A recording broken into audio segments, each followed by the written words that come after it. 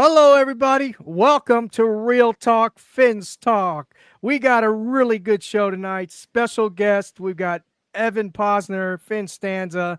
We got Greg Mean from Fins Talk Sports Network.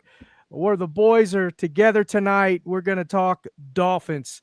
But before we get started, I want to make sure you all, wherever you're at, whatever platform you're on, come over here to this platform, to YouTube channel, in the chat, to this community. Join us, hit that bell down there, and subscribe if you're new, and then share with your friends, your families, and your neighbors.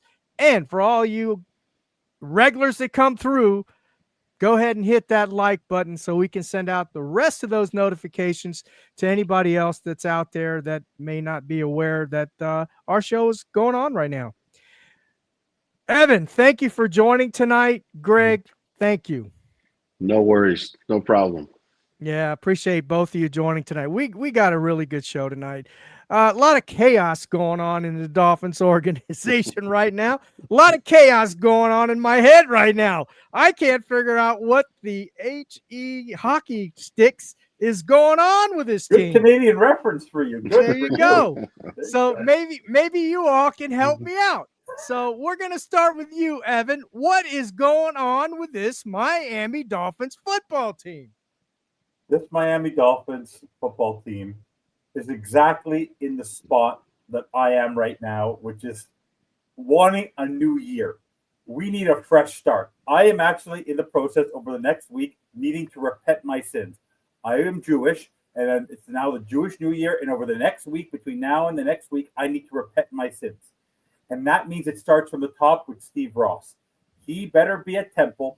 He better be somewhere repenting his sins and apologizing to all the Miami Dolphin fans, because right now we are 2018 again.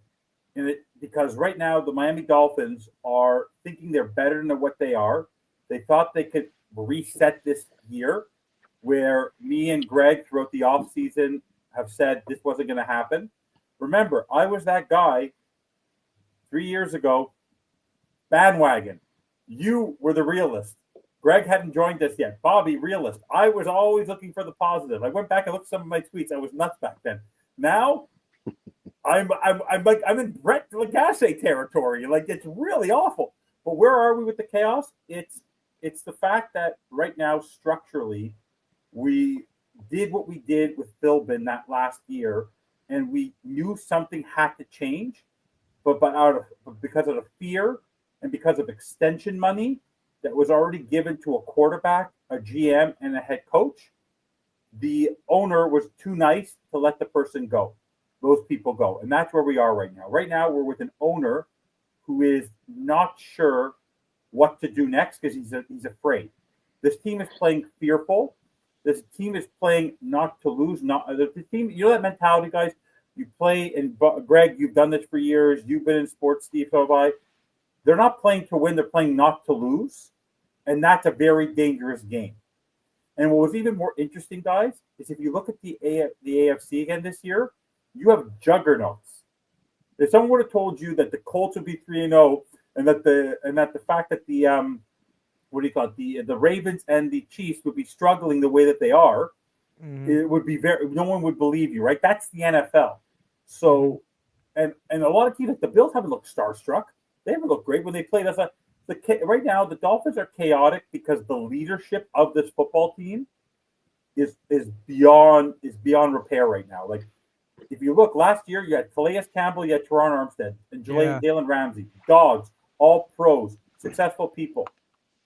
Now you're relying on Tua and Zach Sealer. Nothing against Zach Sealer and Tua. They're too nice. They're not dogs, and they're actually costing your team football games. I think the weight of being a captain is weighing on those two, and they've actually been two of the poorest performers on our team. So our best players, who are supposed to be our captains and our leaders, are not leading. And that goes from the owner to the GM to the head coach to your two main captains on offense and defense, which are Sealer and Tua. Yeah. Well, there's nothing we can do about Ross. That's beating a dead horse. There's nothing we can do about it. The GM and coach, okay, maybe we do something about it. I don't know if we're going to. Greg, what's your take on this? What do you think's going on? So I didn't think they were going to be, good this year. I figured, below 500, 7-10 ish, somewhere in there, right? Mm-hmm.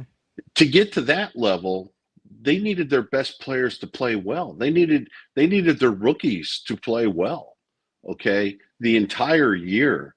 And look at it right now. Their number one pick in the draft, Grant, he is one of the bottom rated defensive tackles in the league through 3 weeks. Savania, offensive lineman.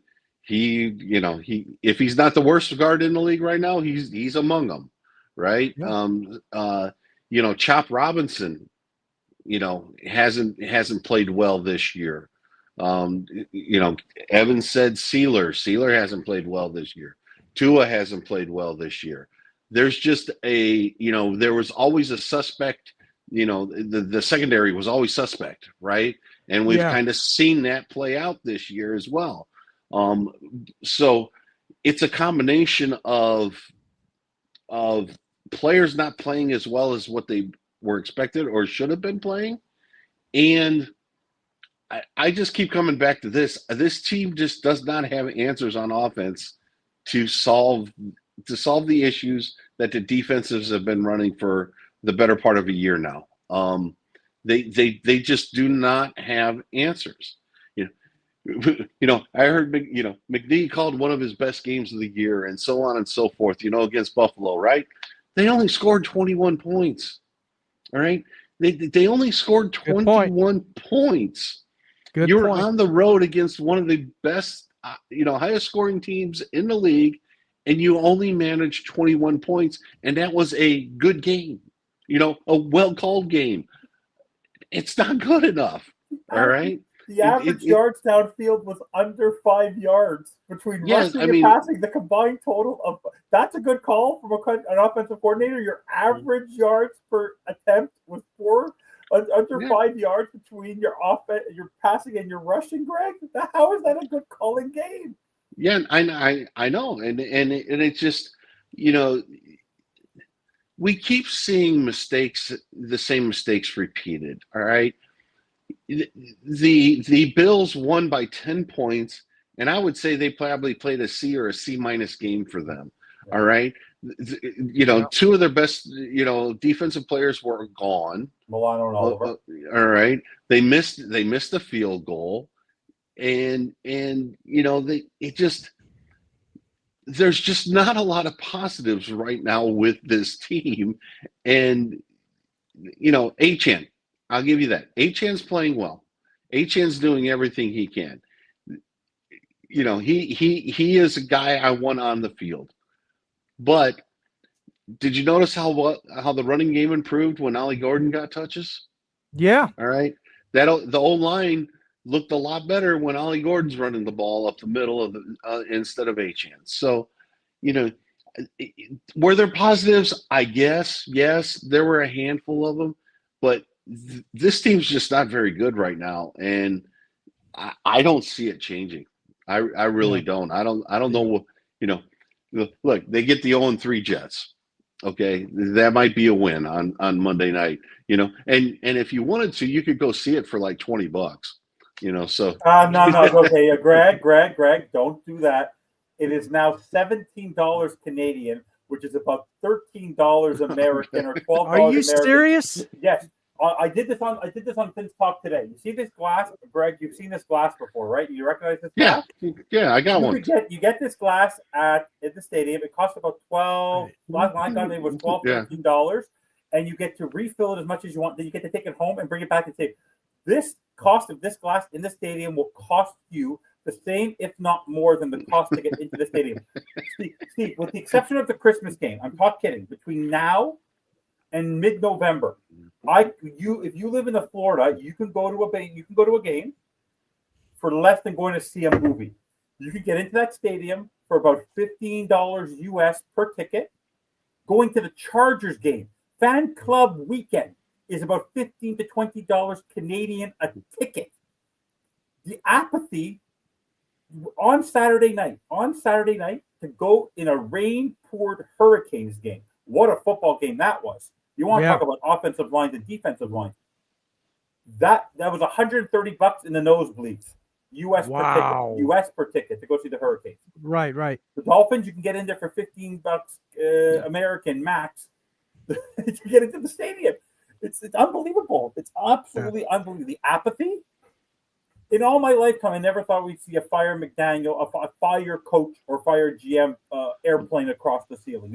In my lifetime, that's the apathy of the Miami Dolphins fans. Yeah, but think about this, though. It's a Monday night football game against the Jets, and they can't give the tickets away. It's unbelievable. Yeah. And by the way the Jets played against Tampa, remember, wasn't it you, Steve? I think you were one of the few people I remember back in the day. We could have used a Baker Mayfield. Do you know Baker Mayfield, as a side note, has the best stats, better than Mahomes, better than Allen since he got to Tampa. Since he got to Tampa, if you line up his stats and he's had multiple offensive coordinators, including Liam Cohen, who's now with Jacksonville. He's had multiple offensive coordinators, and he's the best quarterback stat-wise in the NFL since he got there. Yeah, for sure. Better than Josh Allen, better than Mahomes, better than Lamar Jackson. He has the best offensive quarterback stats, top to bottom, in the NFL. Yeah, I believe it. And by the way, he's only making $35-36 million a year. So he's not even he's like the 20 he's in the bottom rung of paid quarterbacks that got a new contract. Yeah, for sure. So when the Jets actually played hard against the Buccaneers. They gave them a game. Yeah, well, the Jets they played hard against Pittsburgh too. Yeah. You know, I mean, they there's no moral victories, right? But they kept it close. They kept it competitive, you know. And Aaron Glenn is really doing a great job with that football team, that organization. And I'm not sure if speaking of the game next week on Monday, I'm not sure if Tyrod Taylor or Justin Fields is going to play, but either way, they're both running quarterbacks, and running quarterbacks give our team a problem. Not even that. Not just running quarterbacks. They're two quarterbacks who are historically within the Mike McDaniel era. If you remember that Bears game when we played in Chicago, we beat them. Yeah. But Justin Fields ran all over us, and every time Taylor plays us, whether he's with the Texans or whether he's with the Bills, it doesn't matter who he's with. He gives us a fit. He gives us a problem. Yes, yeah. So it's not a winning situation for our defense with either of those quarterbacks. Yeah. But I wanted to get back to because we mentioned Zach Sealer. He just signed a nice big contract, right? Great, good for him, right? I like Zach Sealer, but do you think that he misses Christian Wilkins and Calais Campbell on his side? 1,000,000%. That's that 1,000,000,000%, because you're talking about a veteran, a balanced attack. There's a reason why most defensive players are successful when they have somebody else on the line, unless you have a superb secondary where Chris Jones is a little bit by himself with Kansas City, but he has McDuffie and he has the group up. But yeah, if you of course you're going to be missing. So for him, he doesn't have that balance. He can't get that pressure. He's not getting to the quarterback. And unfortunately, why was he on with special teams is beyond me. That was a faux pas to begin with. He should not have been there. But I think he was over anxious because he hadn't been making plays throughout the first two games. But no, he's missing. He doesn't have help on the defensive line. He really has no help there. He has rookies and players coming back from injury. Like he has no help. He has no help. Right. So Zach Sealer also, I think the pressure of the new contract. He's no longer that blue-collar guy. Now he's one of the known top linemen in the league. And I think the pressure's gotten to him. I think he feels the weight that he has to try to do it on his own. Plus, people are not stupid. And you heard this all year, and Greg and I talked about this on many of our shows. Oh, the front seven is going to protect the secondary. What have we always said, Greg? When the quarterback looks, where are they looking? Their eyes are looking at center field. They're not looking at the line. They couldn't care less about the line. They care about center field. The pass rush will get there. Like, think about it. Even if we line up 4 or 5 guys, the reason why people in the Super Bowl, like when the Eagles were so successful, and they rushed 3 with Fangio, is because their secondary was so phenomenal that they had plenty of time. So, Zach Sealer is feeling the pressure of a new contract. He doesn't have a veteran support system on his side, and he's never had that. Think about it. Since he's come here, he's always had a veteran or another guy next to him. Not to say he can't do it on his own, but he always needed that. He always needed that guidance. He always needed that support. And there's nothing wrong with that. But no, he's feeling the pressure, the fact that he now has to mentor the rookie. He's no longer the rookie. He's always been young Tyke on that line with the other players. Like for example, I think Christian Williams didn't have the Jones fracture, right? I think he didn't have a Jones fracture, right. And the Dolphins could sign him even after everything. Zach Sealer would be a different football player. If Calais Campbell was, put it this way, our defense would not be as bad as it's been if Jalen Ramsey was still in your secondary and Calais Campbell was on your line. And if Benito Jones wasn't there, like the last year, our defense was successful. Anyway, the players have not changed that much in terms of the core, but the key members, the veterans, the same way with the O line. Patrick Paul's doing his best, but we'll get to that after. But you're missing the veteran leadership. You got rid of your two most successful veteran players off your D line and your secondary. Like you can't just survive that. You can't just replace it with.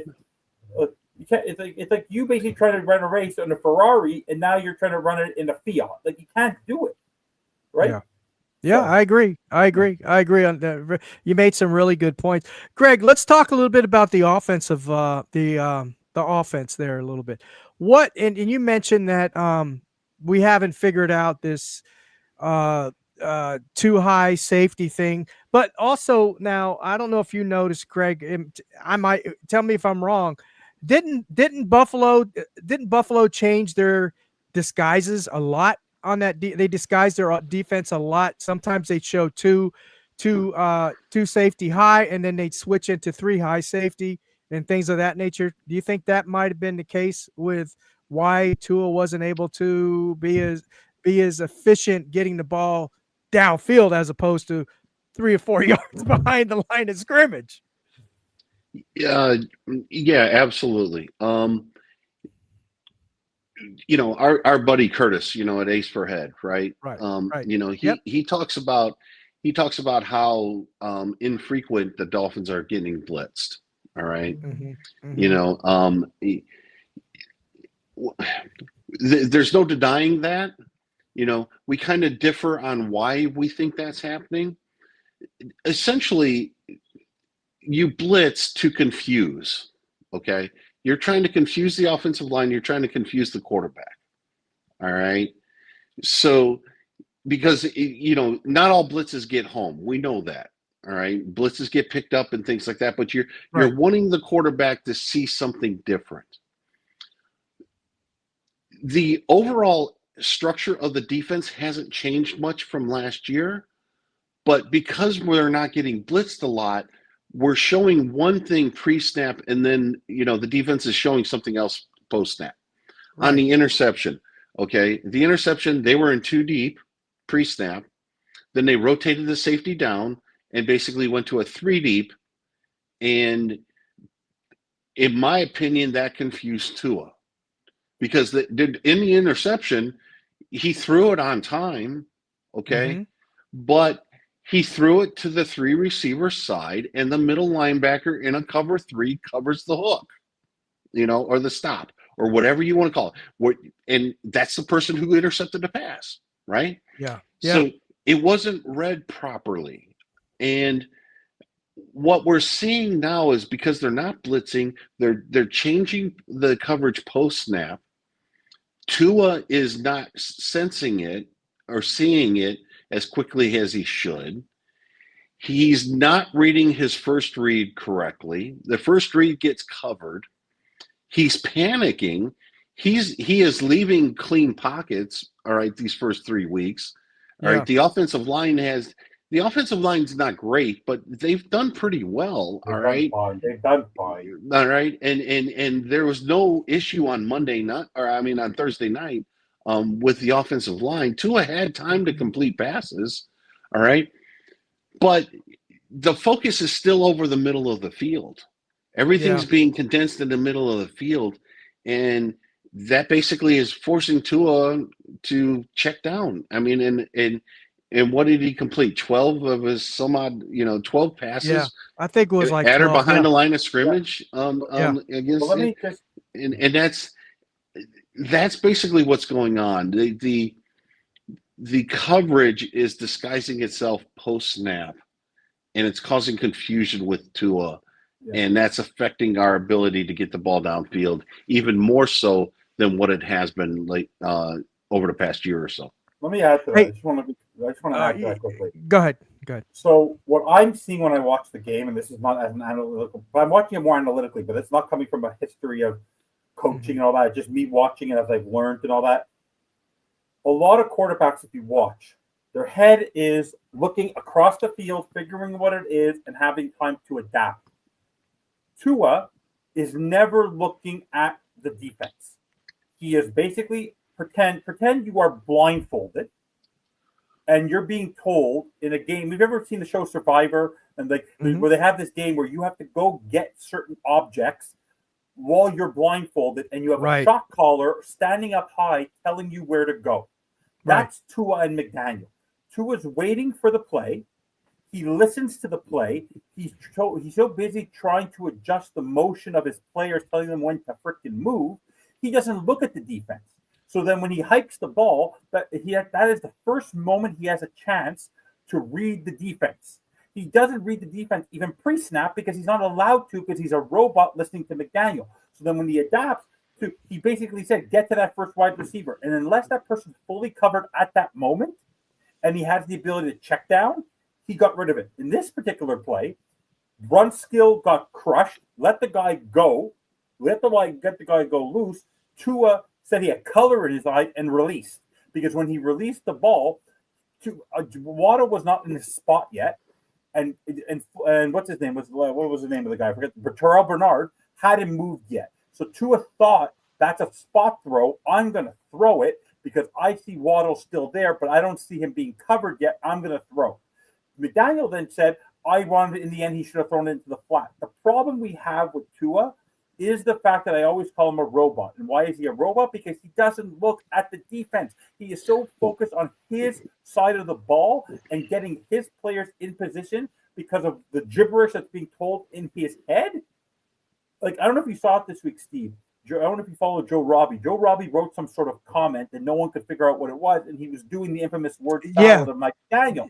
Yeah, I read that. Hears. Can you imagine if you're Tua, and you watch the press conferences and you listen to what do you think of Waller? Like, do you understand on ESPN, guys? On ESPN, I was in the car this past Saturday, and they talked about boneheaded statements of the week. One was Mike Greenberg saying Josh Allen was the greatest quarterback he's ever seen, which is not. You haven't seen Tom Brady, you haven't seen Joe Montana, you haven't seen Dan Marino, you haven't seen these guys. Give me a break. Then there Brett Favre. Then it was Stephen A. Smith talking how Goldberg was the best wrestler ever. That was pretty bad over all these other guys. And then the number one.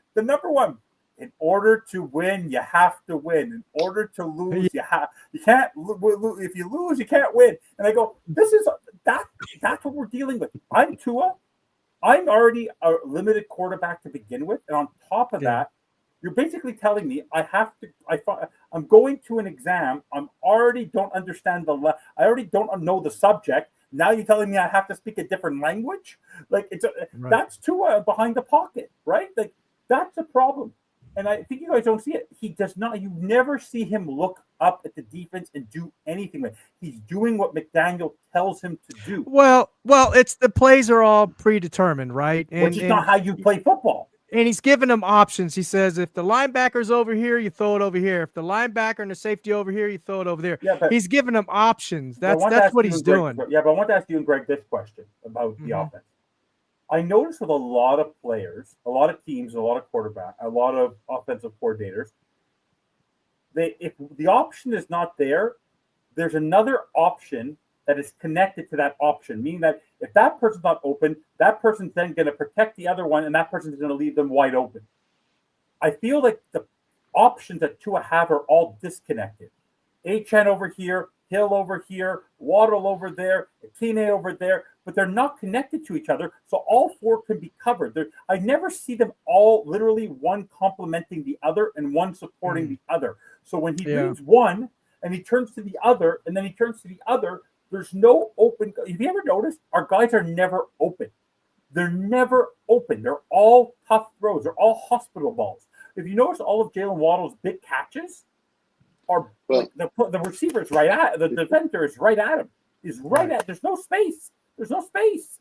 Right, Greg. There's no space because the defense is clogging the middle of the field. Even when they go outside the numbers, they're doing it. In Tua is reluctant to go outside the numbers because of lack of arm strength, and McDaniel understands that and is designing plays to basically occupy the middle of the field so everybody looks more covered than what they should be. All right. And the other thing about the offense is basically the receivers don't adjust the routes to the coverage. All right. There are primary options. The number one reads are different based on the coverage. So and because defenses are changing post snap, that should change Tua's read. And if so, the interception's a prime example. Okay. He read cover 2. He threw the ball into cover 3 when if he had saw it be cover 3, he probably was working the left-hand side of the formation, not the right-hand side. The right-hand side was basically a cover 2 beater, in my opinion. The left-hand side would have been the cover 3 beater. All right, with Tyreek Hill probably being the number one option there. So there's a lot of things going wrong with the offense. McDaniel, in my opinion, is handcuffed to a certain extent because he can't design certain plays to go to certain areas of the field because Tua's just not as good at getting the ball to those positions as what they need to be. And Tua, in my opinion, has to read defenses for like the first time in a while, and he's not doing it. All right. There you go. I was going to mention that. He's so used to throwing to spots and basically seeing things regardless of what the coverage is and stuff like that. Now that he has to actually read coverage and decide, all right, am I going to the right side or left side? Very oversimplistic, but he's screwing it up. All right. And 100%. And McDaniel's not going to throw him under the bus in any press conference or anything like that. He's going to always protect his players. But look, I don't know the offense, all right, as well as they do. But I look at it structurally and I'm like, there's got to be a reason why they're doing this. It's predictable this way. Well, because again, all right, if your quarterback can only execute this many plays, you got to call that many plays. But this is like the coach. He was able to run different plays 2 years ago, a year ago. Because the coverage was different. But Greg and Steve, on that first down play, with the amount of time left on the clock, why are you throwing the football? It's first down. You're running the ball better than you're throwing the ball. That was a run. That was not a throw. There was zero reason for Tua to be throwing that football. That first down play should have been to Gordon or Achane, and that is it. There's zero reason with that much time. No, because Steve, the way they were throwing the ball, they were trying to score, and what would have happened is they would have left time on the clock, and they would have given it back to Josh Allen. The way he was framing it, he was trying to get a score faster than he needed to. You should have been killing the clock. And let me just break it out to you. Situational football, and right? They burned timeouts again. Like the offensive discipline of the team, and that's why I put it all 99.9% on Tua. But at the same time, how much more of the BS of the burnt timeouts is attempt to get the play call in, or Aaron Brewer taking 2 penalties, even though he's the PFF number 1 center in the NFL? Like, how many penalties are they going to take? He is? Yes. And also, how many? Aaron Brewer's playing pretty well. Yeah, and how many offensive linemen, ineligible receivers downfield can we have in a game? Like they all did it. Like they had 2 on that game where plays got called back. So in the end, like we always say with everything, you can blame you can blame all 52 players, or you can blame the guy at the top of the mountain, and that's McDaniel, and that's Greer. Those are your problems. Those are your problems.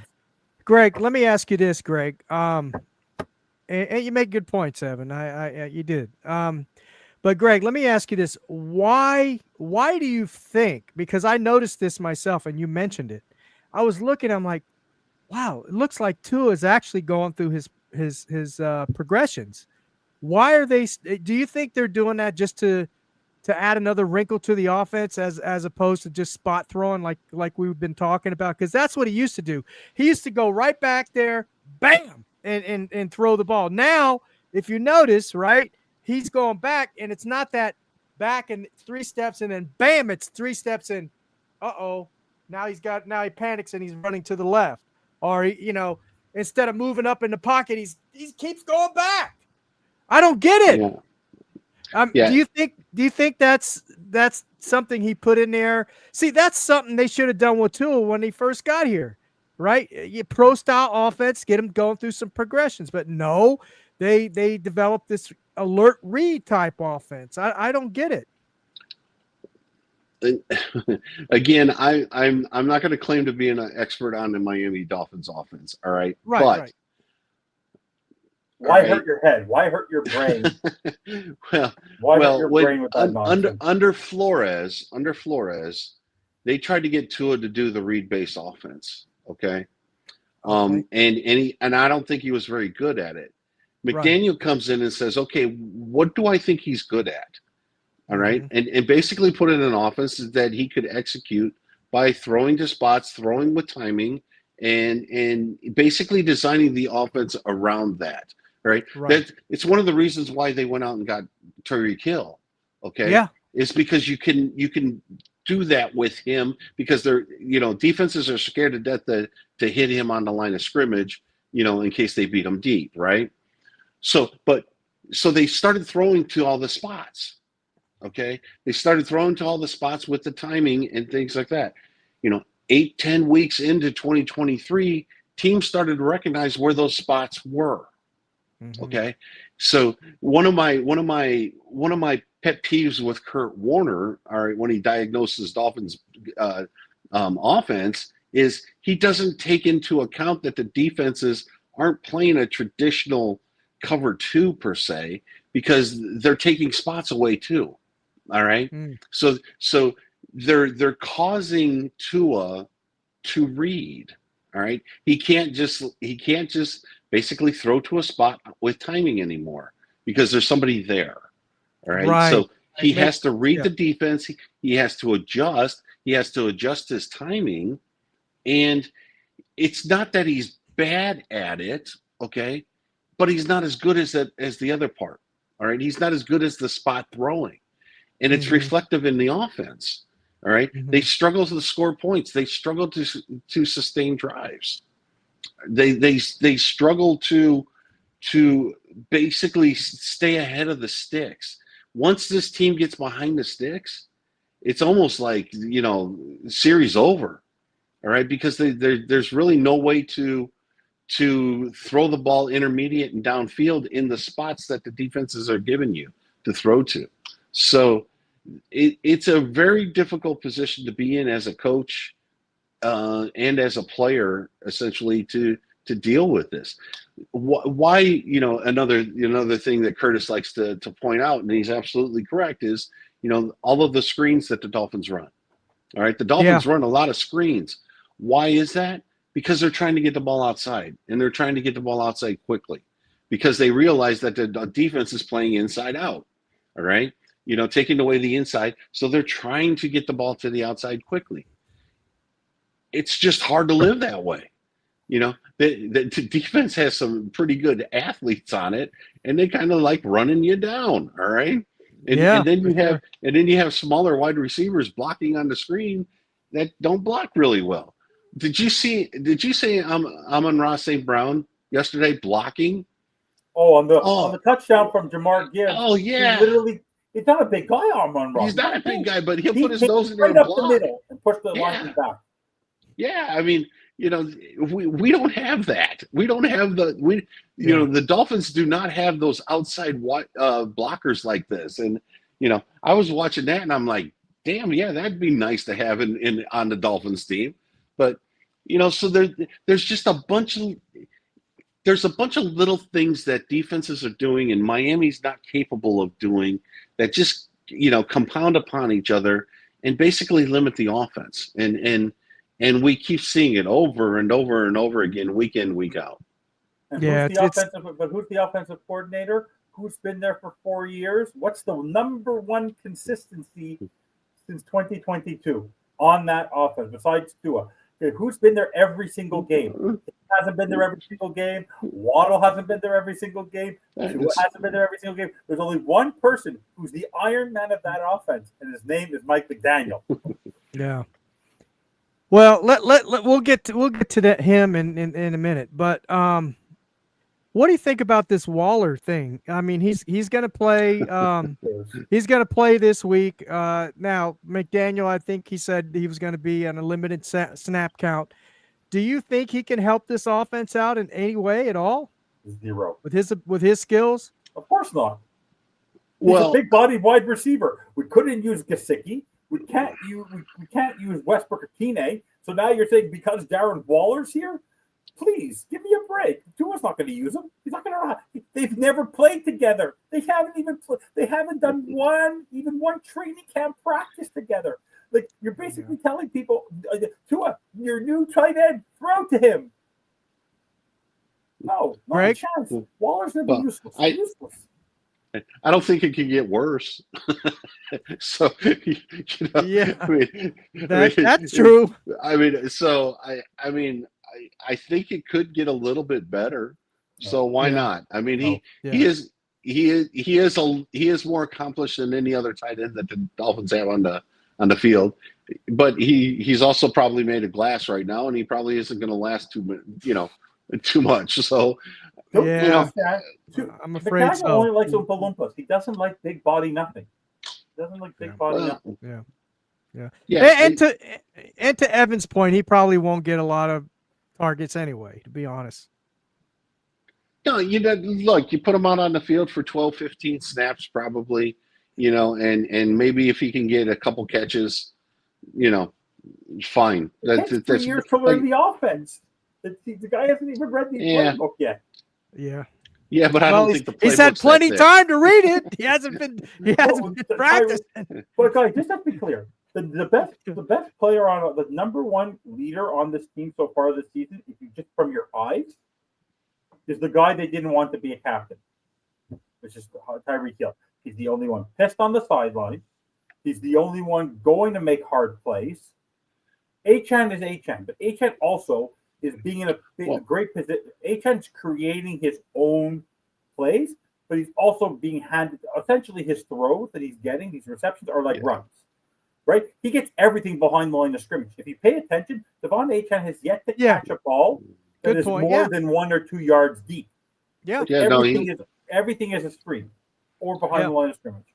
No, and another thing about Tua, all right, Tua's missed Hill on probably half a dozen intermediate to deeper throws where Hill has been open. So there are as much as we want to criticize Tua and as much as we want to criticize play calling and things like that, there are plays that should have been made this year that haven't been down the field. And maybe it would look a little bit different if they had actually made a few of those plays. Yeah, actually, and you're right, and that's he's left a lot of meat on the bones, a lot of times this year. He really has, So you can't put that all on McDaniel, right? I think it's both. You got to put it on both, but there have been he's left a lot of meat on the bones. I've seen where Waddle and Hill have been wide open, and I seen it in the Houston game when they played here last year. Hill wide open and Tua's check down. I'm like, what in the heck is going on? But anyway, go back to Wildcat. Honestly, the way they're playing, might as well go to the Wildcat. You might as well. Bring back Ronnie Brown. Yeah, well, make Devon Achane Ronnie. Honestly, let Achan hiked the ball. At this point, you're giving it to him way too much. And what did Greg once say? Greg said this to me once. If Devon Achan is your number one target in a game, the defensive coordinators are going to let that happen all day. And I said this on a post-game show, and I got into a big fight with Bobby over it. Go look at our record when Devon Achan is the leader in receptions or the leader in carries on this football team. We don't win. Yes, he scores, but we don't score enough. And if you think 21 points in a game is a lot in the NFL, we're giving up an average of 32 points a game. That's how you win in the NFL. No, Achan's getting really good stats, but the offense is not very good because of it. No. Yeah.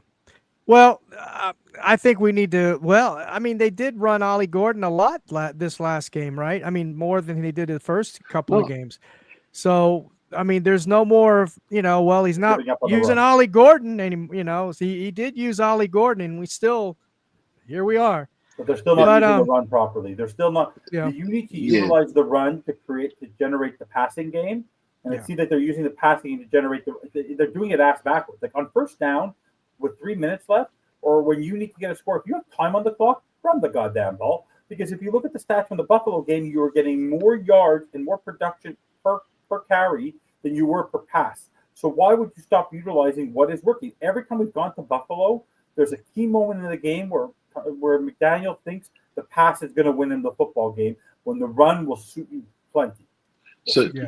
And here's another thing I want to say about the running game, all right? The majority of our runs come out of the shotgun. All right. And the running back is off to the side, let's say to the right-hand side of Tua. Okay. When the running back is off to the right-hand side in the shotgun, the run's going to go left. Okay. Because they got to get momentum. All right. The running back needs to have momentum to basically carry the ball. All right. He's not going to stand there and then basically turn around and you hand him the ball and then he goes forward, all right, to run the ball to the right if he starts out to the right, okay? Right. I watched a lot of football this weekend because I didn't have to watch the Dolphins on Sunday. Wasn't that a pleasure? Wasn't that a pleasure? How nice was it to watch other football games?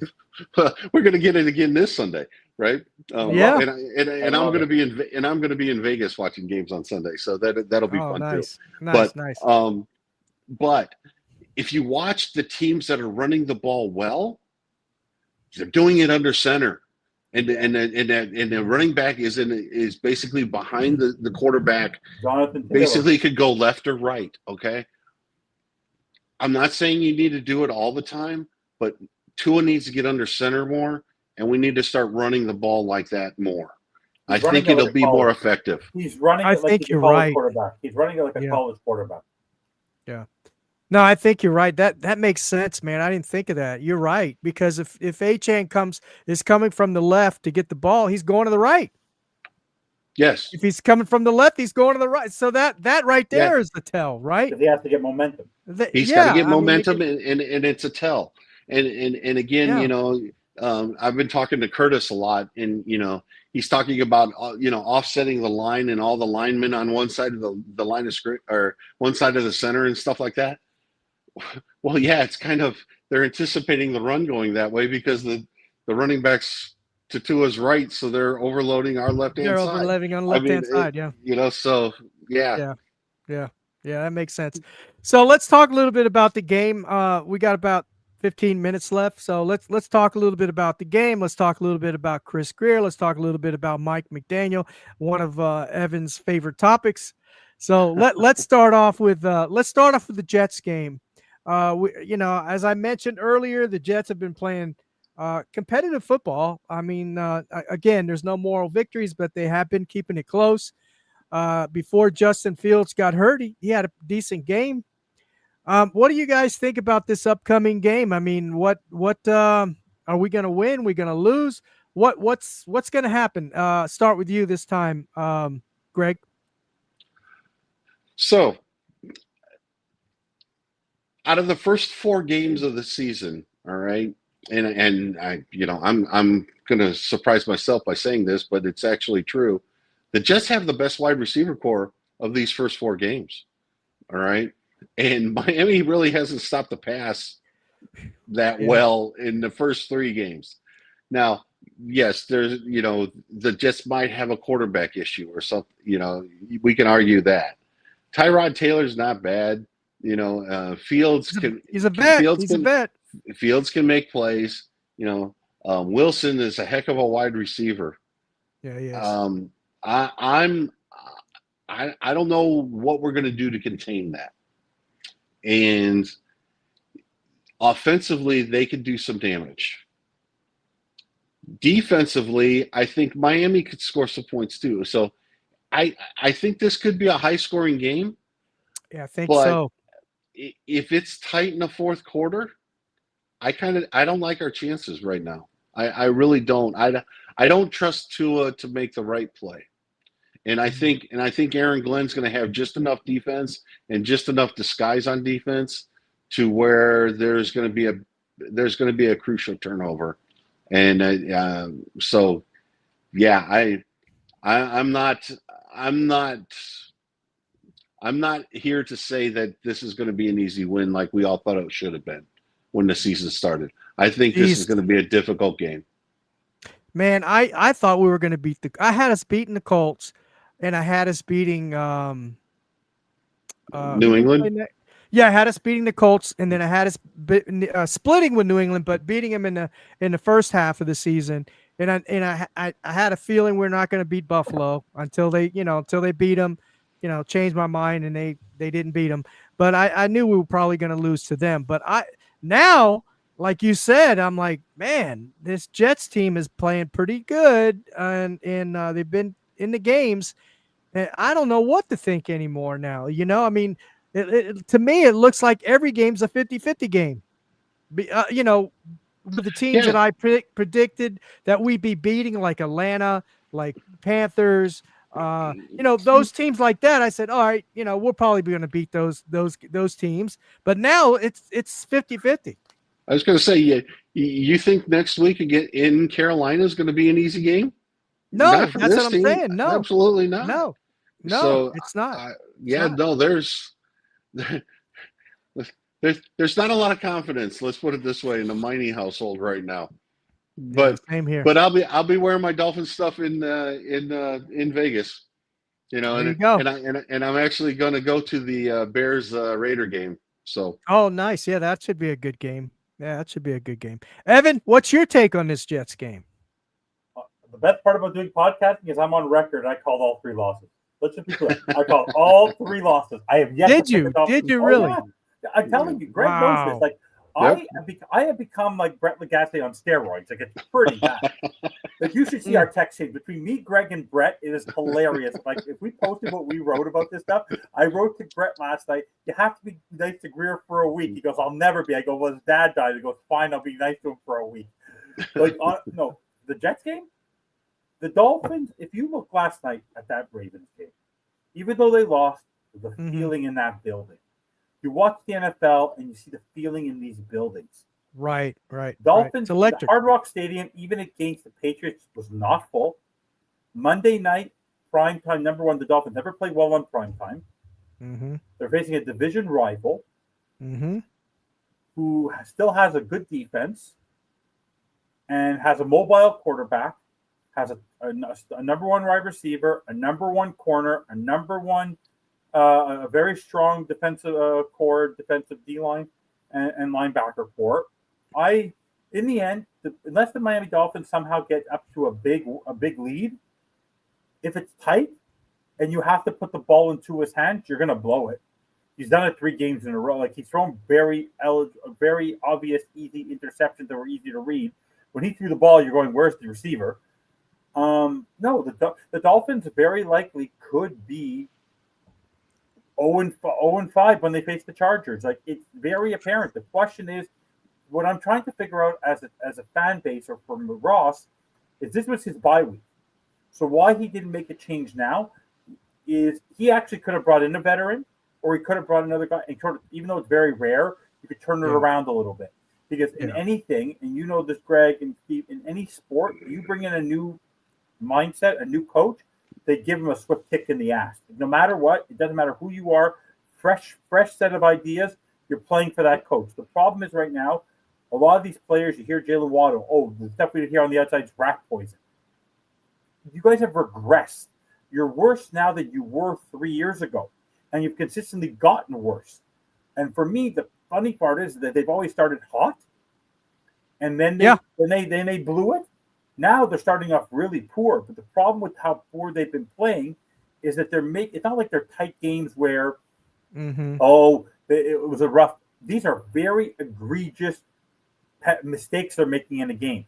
Burning that one timeout because when you think about it, when Sealer made the mistake on the previous drive, oh sorry, not then. When Tua threw the interception, they had to burn a timeout on that drive.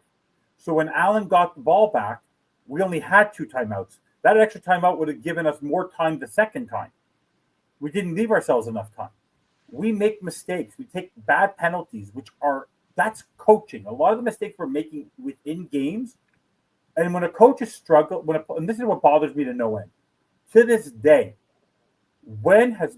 did you see Andy Reid get into it with Travis Kelce on the sideline? Yeah, I saw that. Yeah. Okay. This was a big thing. Did you see what happened with Brian Callahan today, Greg? You know who Brian Callahan is? No. Brian Callahan is the head coach of the Tennessee Titans. It's his second year. You know what he did today? What did he do? He gave up play calling. Really? He gave up his play call sheet and is giving it to his offensive coordinator. What do? We have a guy literally in his play call sheet. No idea what's going on in the course of the game.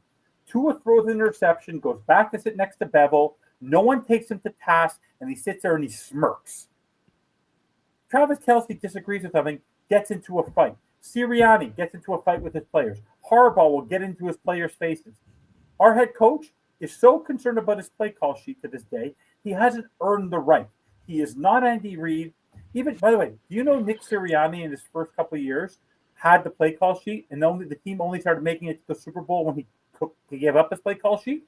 The year before they went to the Super Bowl that first time and lost to the Chiefs, he gave up his play call sheet that year. Right.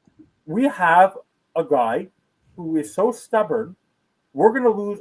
We're not going to win on Monday. The way the Panthers treated the Falcons and beat them around, the Dolphins, until they make a philosophical change. And I've said this, Tua is limited, yes. But I said this at the beginning of the year, and Greg, I said it to you on overtime. Tua is no longer good for McDaniel. McDaniel's no longer good for Tua. I guarantee you, if Tua leaves this year, he will have a Daniel Jones resurgence one day. He will have a Sam Darnold resurgence because you get a second chance. He's still capable in a game management system. Quarterbacks like that can make a very good living. The problem was Tua got his contract because Mike McDaniel went into Steve Ross's office and banged the table. No, I don't think he went into Steve Ross's office. I think it was. Oh, Mike McDaniel gave him that contract. They could have just said, hello. Jalen Phillips was injured. They're doing the 5th-year option with him. Tua, much aligned. What did Tua ever do? Explain this to me. Number one, Ross didn't necessarily want to at the time. I don't know what, but let me just say, what did Tua ever prove to earn that contract? His biggest booster is Mike McDaniel. No, so that I agree with. I agree with. Mike Daniel could have said, because I'll tell you this right now. I'm saying it right here on this show, and you can record it. I do not want to see Jalen Phillips in a Dolphins uniform after the 2025 season. If you saw James Cook last game, the man of God, the guy, the physique of an Adonis, had James Cook wrapped. You know what James Cook did? Get out of my way. And he kept running. And then he was banging his head on the table, Jalen Phillips. Jalen Phillips should be gone. Bradley Chubb should be gone. Tyreek Hill will need to be gone. And honestly, Tua, if McDaniel's gone, you do the Russell Wilson treatment. You eat the milk. You eat it like the Broncos did, and you move on. But at this point, Tua can't be with McDaniel because it's a toxic relationship because they're so attached and so intoxicated by one another. They don't want to hurt each other's feelings. Like, come on, Steve. If I make a mistake, my boss is going to call me out. McDaniel's Tua's boss, and I'm with you on that. Tua's had made 4 interceptions, really bad interceptions, and a fumble. And Mike McDaniel has yet to bring it. Have you ever seen him on the sideline talking to Tua? Not once. Him and Tua never speak except in the headset. Yeah. He won't No, embarrass the kid. He won't embarrass. He will not give him a taste of medicine on the sideline. He won't do it. No, I agree with that. It is a toxic relationship. I'm with you on that. But so now we both of you have said that we're probably going to lose the game. I'm still holding out hope that we win. Shame on you. I think we should win this game, man. We will I mean, not win I this think game. we should. We should. No, But we won't. I honestly not going to make a prediction because I honestly don't know. That's I mean, pathetic. I honestly, That's it is how pathetic. pathetic. That's I honestly pathetic. don't know. But here's The the fourth thing. year of McDaniel and Tua, and this is what we're saying. In the fourth year of their year I know. together, with I know. Tyreek Hill and Jalen Waddle I know. and Devon Achane, we're not sure if they're going to beat the Jets. Exactly. At But the 0-3 Jets at home on Monday Night Football. I know it's terrible. But here's the thing. Do you think any time, whether it be let's say we lose to the Jets, right? If we lose to the Jets on Monday night at Hard Rock Stadium, is Mike McDaniel the NFL Dolphins football coach the next day? Yeah. Yes. Yes. Yeah, I agree. Stephen Ross is terrified. Stephen Ross is terrified to fire him. He also hired him. I think there's something there. The problem is I don't think they're tanking for it, but there's just something, I don't know. But just imagine this. Can you imagine they come back 0-5 and Mike McDaniel's the head coach and Justin Herbert's walking into that building?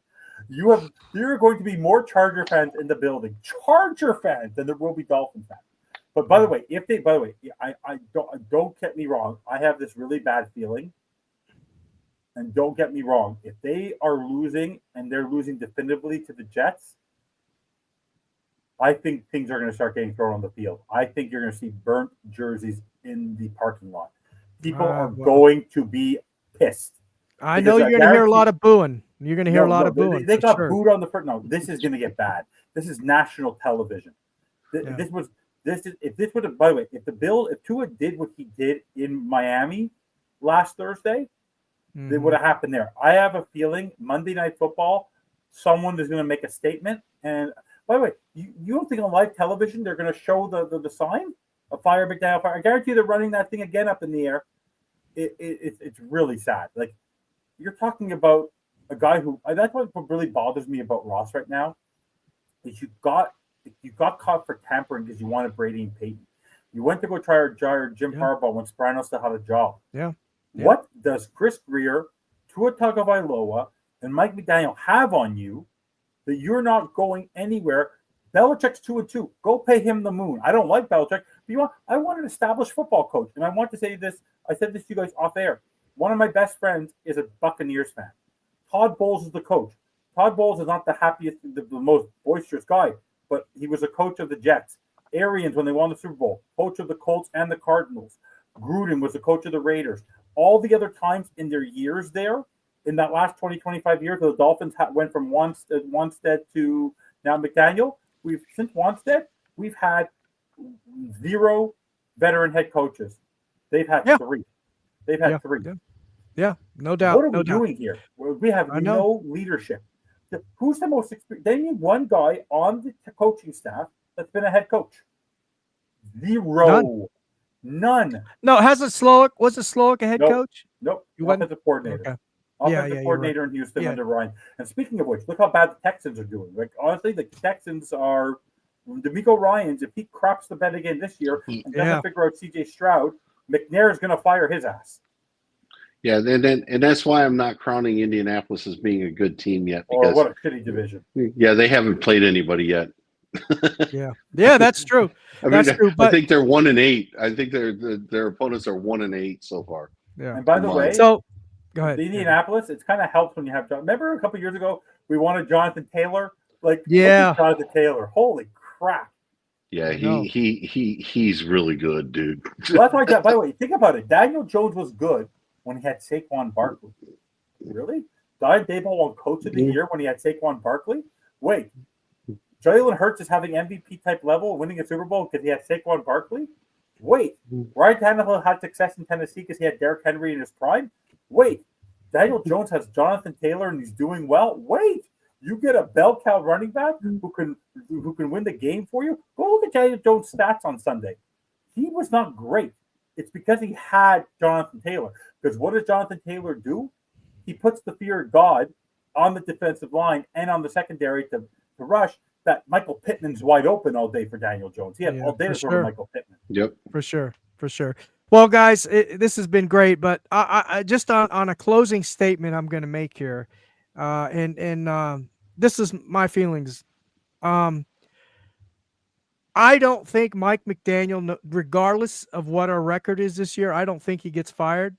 I don't think Chris Greer gets fired. I think they're all going to be here. I think Ross is waiting to the end of the year, and even then, they may not get fired. I believe that this organization really believes that they can make a run. I think they believe in their head that they really can make a run. No, I'm just saying. I think they believe that. Steve, since 2000, since 2000, in this century, 0.24% of teams, that's 4 teams, I think the last 35, 40, 0.24% of teams that start 0-3 have made the playoffs. 0.24%. Yeah, no, I know those stats. I less know. than 0.25%. I know that. We know that. But I believe, Ross, that Greer, McDaniel have snowballed Ross, and they've put this in his head that, no, we got a great roster. We're gonna make a run here. But are they going to make some kind of excuses like they always do at the end of the year if we have a crappy season? Oh, we had a lot of injuries. All this, all that, something. I just don't think they're going to let. I just don't think they're going to let McDaniel go or Chris Greer. I just don't see it. But I could be wrong. I hope I'm wrong. They need to go. God help us. God help us. Yeah. I hope I'm wrong. But anyway, guys, again, I want to thank you so much for joining the show tonight. Evan, what do you got going on? Well, for me, I because I'm ending up on all these shows, I haven't had to do overtime. Me and Greg will probably get into the regular. He's traveling. I have all the holidays, but you'll see me on the pregame. You probably will see me on Finn's Talk Today again this weekend, potentially. I've been doing that on Saturdays, as well as you'll catch me on the pregame show with Sammy and Bobby, and if everyone who else wants to join, we always have invited guests. You guys are both always welcome to come on pre or post game show, but that's where you can easily find me. If you want to catch me calm and relaxed, catch me on the shows like Real Talk, Finn's Talk Overtime, and Finn's Talk Today.